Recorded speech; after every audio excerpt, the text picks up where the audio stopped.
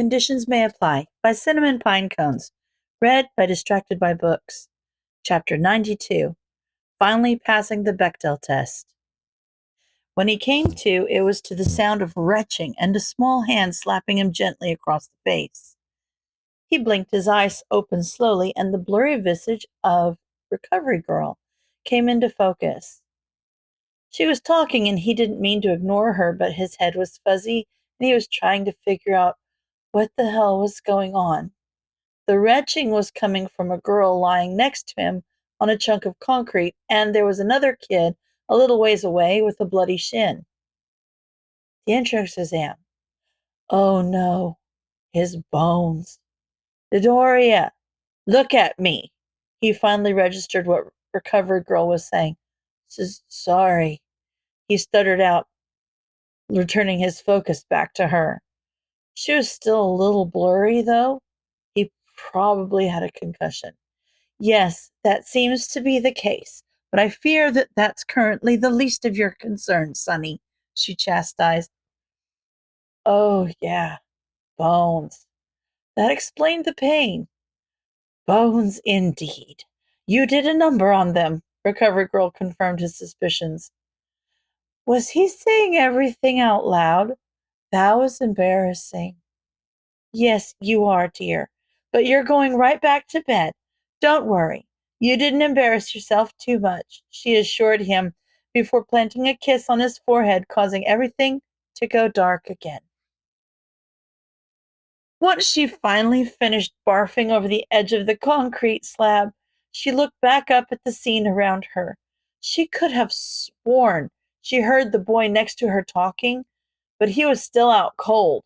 That other boy put a little too much oomph into the boost he'd promised, and she ended up crashing into the kid they were trying to save. At least his aim was on point. No one died, so that was good enough, she thought, as she looked back at the kid next to her, who was getting checked over by someone. Oh my gosh, that was the legendary rescue hero Recovery Girl! Ochako inelegantly choked on a gasp before she formed a proper sentence. Is he okay? He will be. Just some broken bones and a concussion, she replied cheerily. Oh, that was good? What about you, dearie? I assume the nausea is from quirk exhaustion, she continued. Oh, yeah, it is, Ochako confirmed. You almost got squashed there. Are you injured? She'd nearly forgotten about that. So much had happened in the last 2 minutes. But upon being reminded, her ankle started to flare up and she winced. My ankle, she replied concisely. Can you move it? Recovery Girl asked. She could move it, but it hurt quite a bit. Just a sprain or a minor fracture, then, Recovery Girl explained before pecking a kiss on her forehead. There we go. Right as rain. Take a few energy gummies for the road, she added before taking her leave to check on the other boy sitting a few meters away.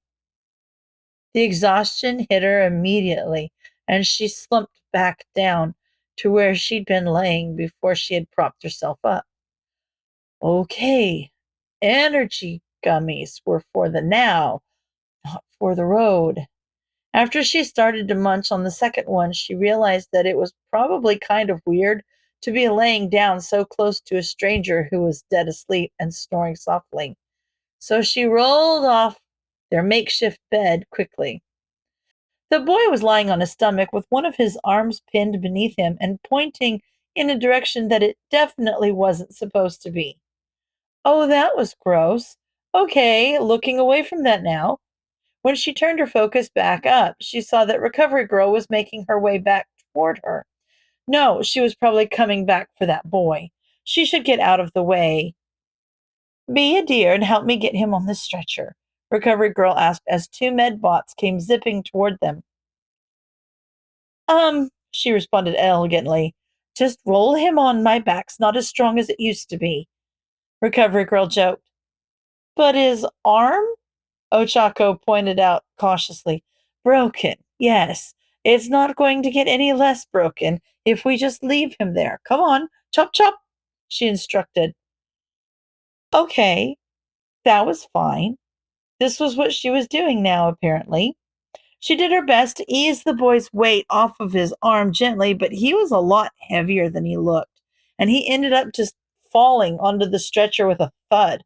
Thankfully, he was still out like a light because she was sure that would have hurt quite a bit if he were conscious for it.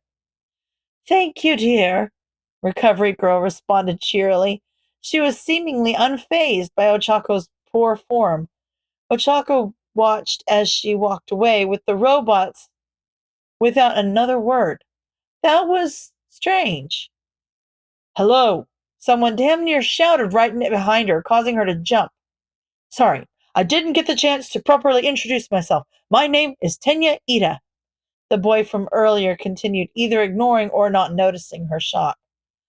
Oh, hi, I'm Uraraka, she responded politely. Thanks for your help earlier. Of course, I apologize for the, miscalculation, he replied awkwardly, clearing his throat. She couldn't help but laugh at that. This was all so ridiculous. It's all right. It all worked out in the end. It worked out for us, Ida commented under his breath as his eyes followed Recovery Girl and the other boy who had saved her.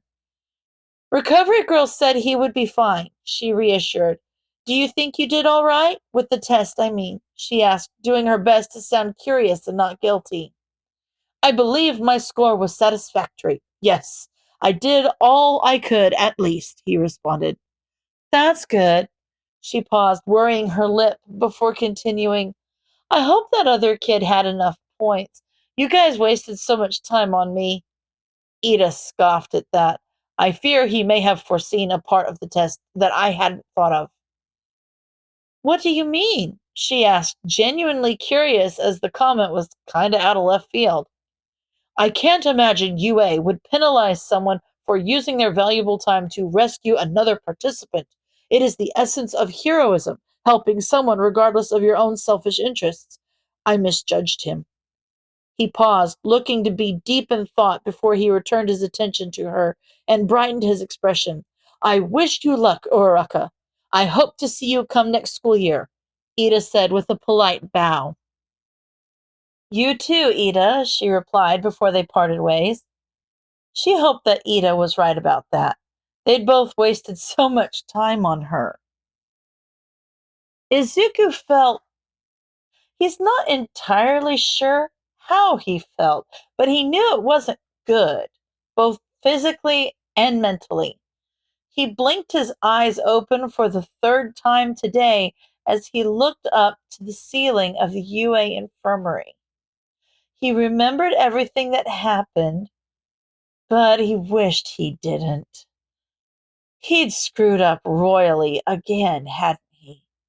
Begrudgingly, he looked down at himself to assess the extent of the damage. It felt like his concussion had been taken care of, and his legs were operational, but his arm was in a cast. Oh, you're up! He heard Recovery Girl chirp from the other side of the room before making her way over. Here, have some energy gummies. It's getting late, and you need to go home, she said as she shoved the sweets into his hand and walked away. This was just sad, he thought as he started chewing on the first gummy. What the hell was he thinking? He didn't use one for all for practically the whole test, and then he went and screwed himself up for a whopping 0 points. That girl would have been fine. UA wouldn't have let someone die in the entrance exams. He got too wrapped up in the moment and his rational thinking went out the window. Don't look so glum. I'm sure you did fine, Recovery Girl cooed as she re-entered the room. Yagi's on his way now. I'll be seeing you tomorrow to get that arm settled. How bad was it? He asked, even though he didn't actually want to know. It could have been worse. You broke both your legs, but they were just hairline fractures. So I fixed those up along with the concussion you were sporting on site. I haven't done anything to your arm besides set it but it wasn't as bad as last time," she said in a tone that told him she was trying to be reassuring. "It's not exactly a hard bench to pass," he thought. "I saw the whole thing go down, you know. I had my eye on you. You did something different, didn't you?" "Yeah, I activated it throughout my whole body that time. It's probably why I didn't shatter my arm again," he explained. "I do wish your breakthroughs weren't so literal," she quipped back with a sad smile. "Me too," he said after shoving another gummy in his mouth. Toshinori had never had his poker face tested so thoroughly. The elegant jumping around Midoriya had done since his first day at Dagobah had nothing on the feats of athleticism he was performing today. He just watched the boy scale up the side of a 5-story fire escape in a matter of seconds. Did this kid do anything by half measures? He should stop being so surprised at this point. But even still, he damn near went into cardiac arrest when he watched his protege jump from a rooftop to rooftop when he went to jump off the roof of a 3-story building with nothing beneath him but 4 three-pointers and an empty plaza. Toshinori had to take a seat. He watched with poorly concealed horror as Midoriya leaped down with nothing but a metal pole and landed squarely on top of one of the robots, sinking his makeshift weapon into its skull.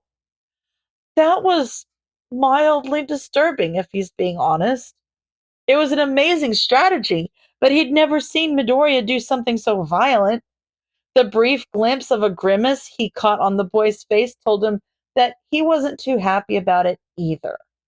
As the test went on, Toshinori did his best to accept that Midoriya was far more competent than he had imagined. He was cringing less and less each time the boy balanced over a fatal drop like it was nothing. But it would be a lie to say he wasn't still worried. "Examinee on ground B, the one with the green hair. What's his quirk?" Aizawa piped up from the front of the room. He felt pride swell in his chest. Other people were noticing how talented Midoriya was. Doing his best to not sound so personally invested, he shuffled around some papers and tried to respond casually. "Midoriya, Izuku. Quirk, superpower. It's a basic strength enhancer." Upon recounting the information, he realized something. Midoriya wasn't using one for all. Why wasn't he using one for all? His points were nothing to scoff at. They weren't great, but they would probably get him into UA. He could be doing much better if he used one for all, though. So why wasn't he? Was he scared he was going to mess up and break something?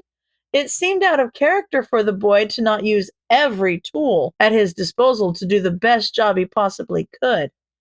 He hadn't really been dissuaded by broken bones before, so why was he so hesitant now? Wait. Oh, he wasn't using his quirk. He was passing the UA entrance exam without a quirk. Toshinori had never really forgiven himself for how he had acted when he first met Midoriya, but right now, the guilt was suffocating.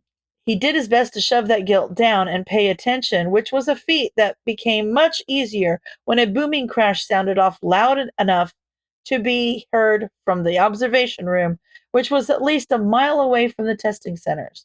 Midoriya had just taken down a 0-pointer, and he was plummeting toward the ground from about 150 feet in the air. UA wouldn't let a student die.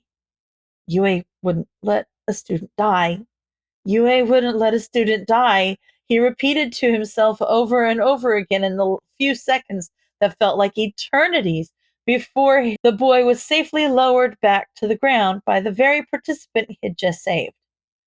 Thankfully, everyone's attention was captured by his protege's stunt, so he didn't think anyone had noticed his disproportionate reaction from everyone else in the room. Well, someone was going to notice the armrest he'd crushed in his anxious, white-knuckled grip, but that was a problem for later. Goodness, he could feel his hair turning gray. When the final buzzer sounded, signaling the end of the exams, Toshinori felt like he'd just run the length of the city thrice over. Is this how Nana had felt every time he did something stupid? He owed her far more apologies than he had previously thought. Midoriya was all right. Recovery Girl was already with him. Everything was fine. He did his best to dismiss himself calmly and booked it to the infirmary once he was sure he'd left the sight of all the other teachers. He'd been sat down and waiting for several minutes by the time Recovery Girl burst through the doors.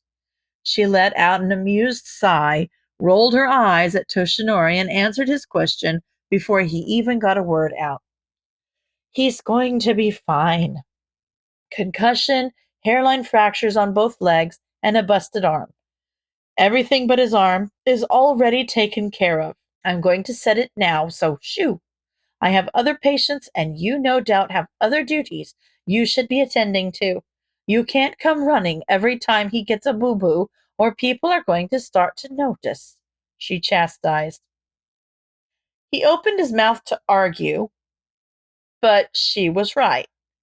He was supposed to report to a meeting to discuss the exam with the rest of the teachers in 5 minutes on the other side of the building. If he stayed any longer, he would be late. His mind was frazzled, and he barely participated in the meeting, only speaking up once to agree that a student who had pushed another participant out of the way in order to get more points for themselves should be disqualified.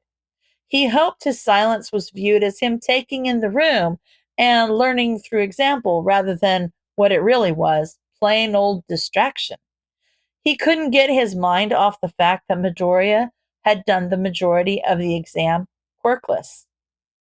And whether he passed or failed now had nothing to do with Toshinori at all. All right, moving on to rescue points. We had quite a few candidates this year, as far as I saw, Nedzu commented with a small laugh and a brief moment of eye contact with Toshinori. Rescue points? That wasn't mentioned in the pamphlet, was it? Well, I reckon those 3 on exam ground B go without saying, Snipe commented. He caught the tail end of an eye roll from Aizawa when he scanned the room for reactions. Didn't he have his sights set on Midoriya earlier in the test? Why did he seem so against him now? Yes, of course. I've already sent their footage to the board for review. Any others? Nezu prompted again. He tuned out the rest of the conversation as he had nothing to add. He had been watching Midoriya the entire time. There was no way the board wouldn't award rescue points to Midoriya, right? He put himself in harm's way to save someone who couldn't save themselves. That's what being a hero was all about. The rescue point soothed a selfish part of his soul, the one that worried that he was wrong to tell Midoriya he couldn't be a hero without a quirk. Well, he was wrong to tell him that, but he doesn't, or at least he didn't think it was inaccurate. It was rude and insensitive, but it was based on fact. He could have never become a hero without One for All. Sure, he was strong. He had the will it took, but the world would have crushed him up without a quirk. Toshinori knew that better than anyone. He had worn those same shoes for years, but after watching Midoriya today, he didn't know what to think anymore. He didn't know how to face the boy now. End of chapter.